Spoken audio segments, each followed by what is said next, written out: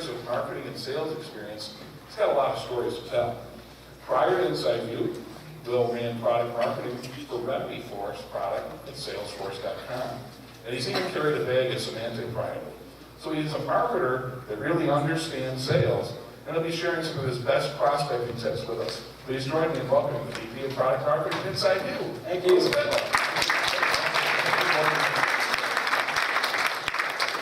Hey everyone, my name is Will Spendlove, and I know it's at the end of the day and you're waiting to hear a cool coach talk in 30 minutes. So I'm going to hopefully entertain you and maybe give you a couple interesting things to take with you. So just a little history on me. I think you heard what I just started at InsideView a month ago, and before that I spent time at Salesforce. And how many of you guys use Salesforce today as your CRM? I assume it was a huge chunk. It's a really fun company to work for, and the technology is fantastic and really innovative and fun. But then interestingly enough, when a recruiter, actually Megan, who spoke earlier today, called me, and actually Ann did, who works for me, and called me and said there's a super cool company, and they're doing something really innovative in the space of really helping people to connect and connect better. I was like, all right, I'll listen. And one interview later, I was like, that's pretty interesting. And then I started talking to some of my sales friends, and they're like, oh yeah, I totally use InsideView, and I couldn't live without it. And so we're a startup, and so I was like, well, this might be my one last chance to make lots of money. So I said, I'll see you later, Salesforce, since there's probably a good chance I'll go back there someday. So I'm here, I'm at InsideView, and today I will not talk about our products, because that's not what you want to hear. I'm going to talk a little bit more about what my experience over the last X amount of years since I've graduated from high school taught me about prospecting.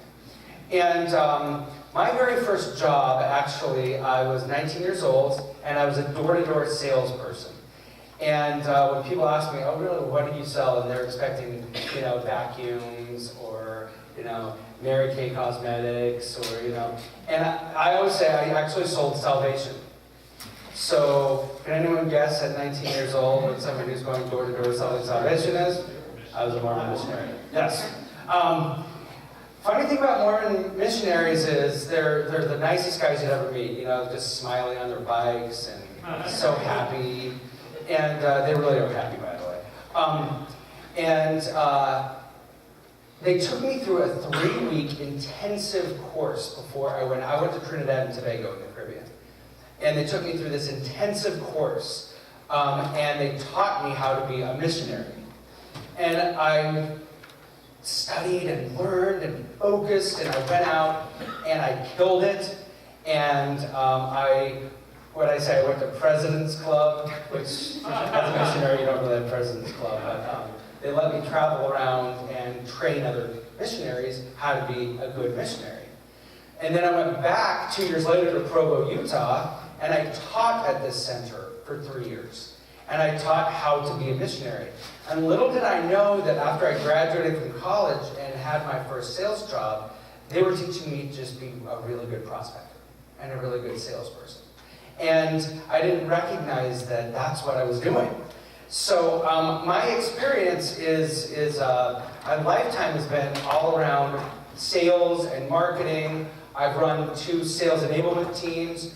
So today, as I'm kind of going through this, I'm going to use some of my experiences just to tell you what I've learned. So first off, I just want to jump right in and talk about, as I was thinking about what I was going to talk about today and putting my thoughts together, I thought, what do I really love doing, and what don't I love doing?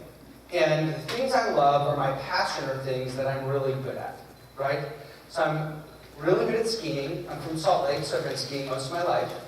I'm really good at drinking wine, which probably tells you I'm not really more of a missionary anymore.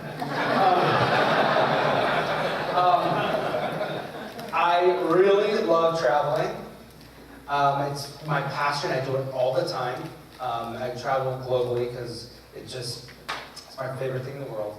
And I'm not really good at sports, but I'm really good at meeting people who are very famous sports stars. I don't know why, maybe it's because I don't care, and so somehow I meet all these really famous people. Actually, my favorite story, please find me afterward and I'll tell you because it's embarrassing, but I thought the Chicago Bears were a bunch of people in South of Market. And they were actually a football team. It tells you how much I know about football. But then, when I started thinking more about it, I thought, I am really passionate about work. And I didn't used to be. I used to actually dislike work a lot. And it was because I wasn't very good at it. And so because I wasn't very good at it, I actually despised going to work every day. And when I started being really good, and my very first job as this little missionary, when I got really good at it, I really started enjoying it, and I became successful, and it became my hobby. So I feel like today, and when I say that I have 3 strategies, it's really how we become good at our craft in order to be successful and love our jobs. And then all of a sudden, our jobs become our hobby. So today I want to talk about that. And I think that just you guys being here shows that sales is probably your hobby. Because you're investing, it's 4:30, and you could be a lot of other places but here, but you're sitting here listening to me at 4:30 after a really long day. This is probably your hobby. So I want to give you some ideas on what to do. So number 1, you really need to create a people strategy. So one of the things I did, and I actually was enterprise sales rep at Symantec. I had the Bay Area named accounts a few years back. And my secret was I was really good with people. But the problem is I'm really good in front of people. But when I'm hiding behind a phone or behind my computer, my personality doesn't shine very well. Or at least it used to not. It's getting better because I'm learning things. But realistically, it's how do we create a strategy that makes us connect with those people? So I broke it down into 3 big areas. Number 1, you have to have a data strategy. I know we as salespeople don't really love the concept of having to deal with data. It's annoying in some respects, and it's frustrating, and someone else should be doing it because I should be selling, and I should be not worried about data. Unfortunately, as all of us know, how often do we change territories? I mean, realistically, sometimes people do every year.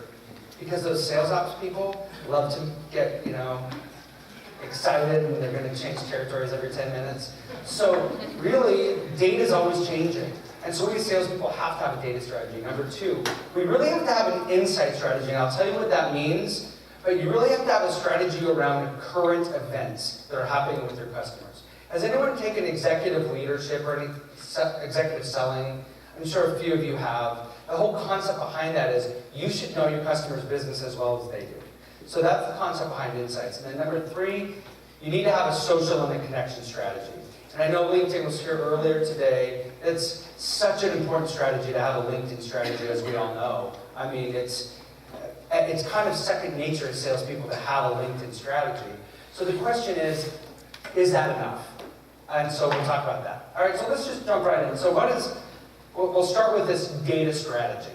So first of all, and with me, I'm a very creative person, so I've always been the one that has big ideas, and I'm an ENFP in Myers-Briggs, and I'm the one who's, the life of the party.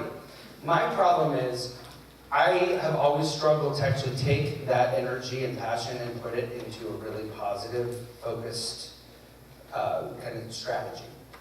And so I've taken multiple classes on how to do that. And now I almost do it too much. You can ask people who work with me, I'll bring people into rooms and I have my plan and in a spreadsheet or a Gantt chart, and I'm really focused because it actually, unfortunately, wasn't second nature to me. I had to teach myself. But each one of us should have a strategy, whether you write it in a book, whether you have it in Excel. Each one of us should have some sort of a plan, a personal plan, that has nothing to do with what your sales manager is asking for.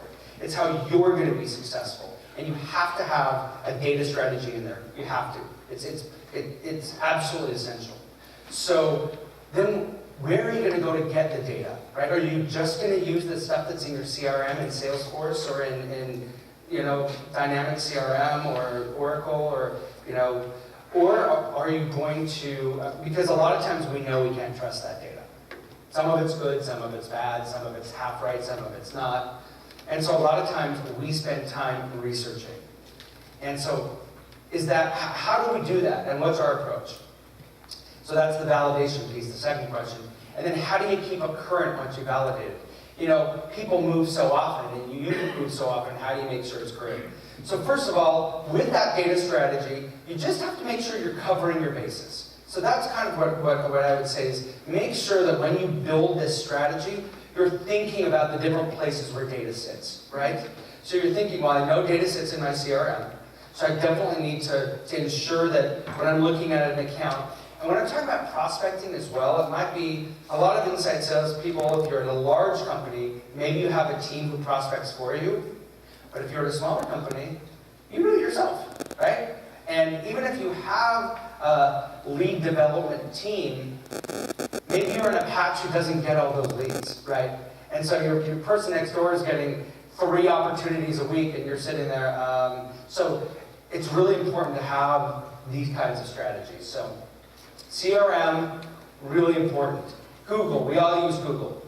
And actually knowing how you approach Google is really important because you can't waste time just going out and searching all over the place. So really knowing how to use the search functionality in Google, or other search engines, how to combine certain things in order to get the data that you want. That's really important.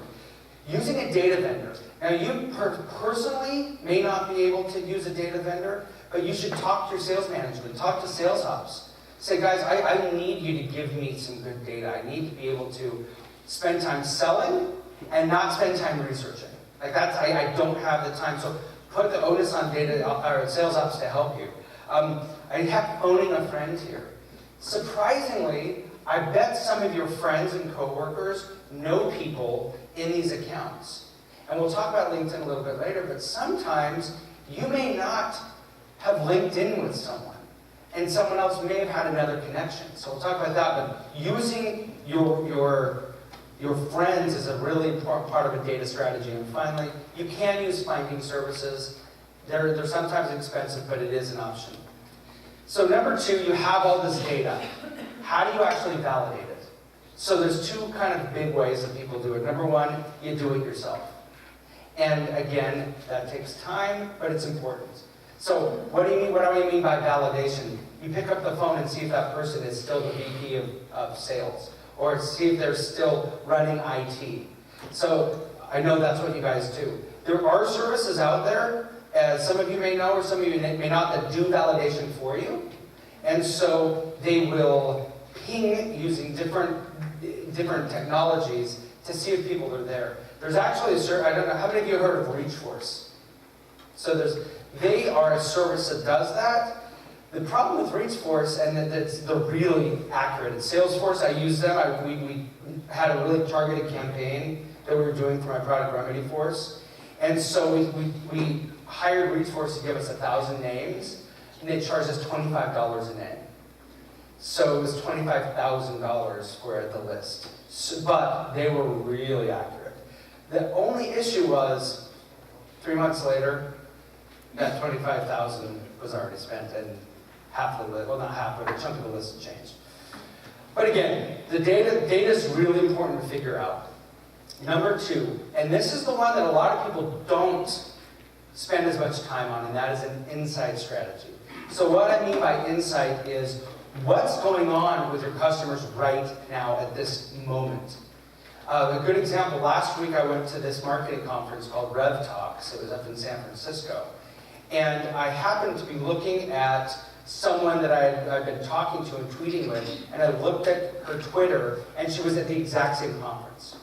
And I would have had no idea that, and we'll talk a little bit more about the connection strategy, but when I went up to her, I had looked at what was happening in the news, and her company had been mentioned, and they had just acquired another company. And so the first thing I asked her was, I heard you guys acquired this company. And she's like, how did you know that? And I was like, oh, I just, I looked at what was happening right now. And she was like, oh, okay. And I mean, it was a tiny bit stalkery, yeah. I'll admit it. But it made that connection and it made my conversation relevant. And so she actually said, wow, this person was kind of interested in knowing more about me than just, hi, how are you? I had done a little bit of research. Actually, I have to admit, the guy in the back of the room who works at InsideView, he was the one who did it with me. Mike, raise your hand. I'm taking credit where credit should be due back there too. But what's going on with your customer? What's happening in their environment? Are they acquiring someone? Have they just been acquired? Was there a huge leadership change and they don't want to talk to you right now? So you're calling them and they're not answering, you're frustrated, when really they just had the entire executive team change. Those kinds of things are really important to know. And so in your strategy of prospecting or connecting with customers, you have to have that insight strategy. One of the issues is time, because these things take a lot of time to do. And again, you guys don't have a lot of time, but at least come up with how you're going to do this. Before you call the person, where you're going to go. Make a list of the publications that you want to go to check, right? I mean, maybe you'll go and check Wall Street Journal, maybe you'll go and check their analyst pages, but have a strategy. All right, number 3, develop your social and connection strategy. Now, this is kind of easy for us in some respects because we're all social these days. I mean, does anyone not have a Facebook account? Exactly. How many of you use Facebook in sales? I'm shocked. You all should be raising your hand. Every single person. Because, if you think about it, LinkedIn gives you some really good information. I'll come back to this. Let's talk about this for a second. LinkedIn gives you a lot of really important connections, but Facebook also gives you really important connections. And your Facebook profile should be your personal brand so that your customers can go and look at that as well. I know a lot of people are afraid of Facebook, and so they close everything down so that no one can see anything, because Facebook is my private space. That is where I go to have my personal, use Instagram. Use Instagram for personal, right? Because Instagram is, you can follow or you can hide. I mean, it's much easier to have a personal life on Instagram. Use Facebook to push your personal brand. Because there are a lot of other people out there that you're calling that want to actually maybe connect with you through Facebook. LinkedIn is a fantastic place to go, and we all use it. But it's not the only place to go. And so having that strategy is really important. So let me go back and talk about, are you social enough? So what I mean by that is, do you have regular Twitter postings? Because if you don't, that's a real mistake. You know who's out there posting and tweeting all the time now? CEOs. So if you look at the younger generation, they're over Twitter. They are over Facebook because their parents are using it, right? But your customers are the parents. The executive buyers and the influencers are their parents. So you should really have a Twitter handle. You should be posting. You should be ensuring that you're getting followers. That you're relevant in that social strategy, because your decision makers are relevant. And almost everyone who is up here today, if they're a sales guru, you can go and they have a lot of followers. So it's really important that you have that. And then, like I said before, your customers see what their social strategy is. So I have a couple pictures up here. Bill Gates, he probably doesn't tweet. He probably has someone who helps him tweet. But he uses his own at times. Mark Benioff, owns his Twitter handle. And he will not let anyone else touch it. It is his. And he's very active. And you can see what's important to him by what he posts. And blogs also. You know, I mean, I typed in CEO blogs and just pages and pages and pages on Google. So really understanding what they're doing, and then not only saying, hey, I was reading your blog, but saying, I'm a blogger too. I just yesterday was blogging about blah. I was talking about this, right? Because if you're blogging and they're blogging, you have that social connection. So finally, just as part of this social and connection strategy, I talked a little bit about how, you know, we use LinkedIn and we use Facebook, but also you should be using your email inboxes. And a lot of us do because Salesforce will go and mine Outlook data. But how many of us are today using Gmail instead of Outlook? So I would say probably 7% of us in this room. Next year, I guarantee there will be 30% of you or more. And by 3 years from now, we won't even say Outlook, because Outlook will have a cloud version that everyone's going to use, right? Because everyone is moving to the cloud for their data. But my question to you is, do you have not just an Outlook strategy, but do you grab your connections from your iCloud? If you use your iPhone, you probably have an iCloud. Do you use your connections from your Gmail? Do you use your connections from that horrible junk mail folder that you hate so much? That whenever you go to a store, you give them that one because you don't ever check it because you hate it? What if there's some really valuable contacts in there? What if you're selling marketing solutions and there's all these marketers who are just putting their name on the to line? Coming from Williams-Sonoma, coming from all these places. You know, these are the places you should be looking. And so, like I said, a multidisciplinary approach. Your old customers, your existing customers, your old coworkers, even the people you went to school with. But again, it's really important when you're building this strategy for success that you don't just use one approach, but it's multidisciplinary. So, where do we start today? We talked a little bit about, you know, building that plan. Really having a written plan is key. And it could be in, like I said, in Excel. It could be on a pad of paper. It could be on your tablet. I mean, you could even use something like Evernote. I use Evernote for mine, just because Evernote is in the cloud. Wherever you want to put that plan, just make sure that you have a strategy written down. And then we have 4 ones. So, and then number 1 again, identify your data sources. Number 1, find relevant insight. Just 1. I forgot the S. I don't know what happened with the slide. It's my fault, unfortunately.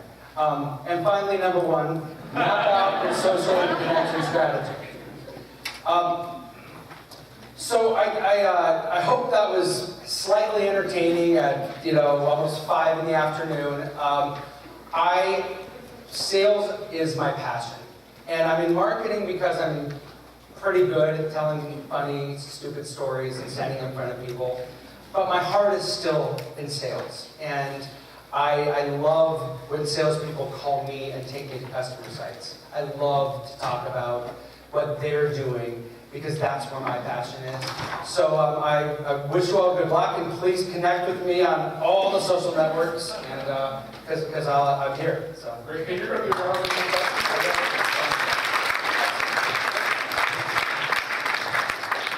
And once again, Will will be around at the InsideView table. If you haven't had a chance to go over there, check them out and say hello to Will. You know, we're almost to the end. I'd really just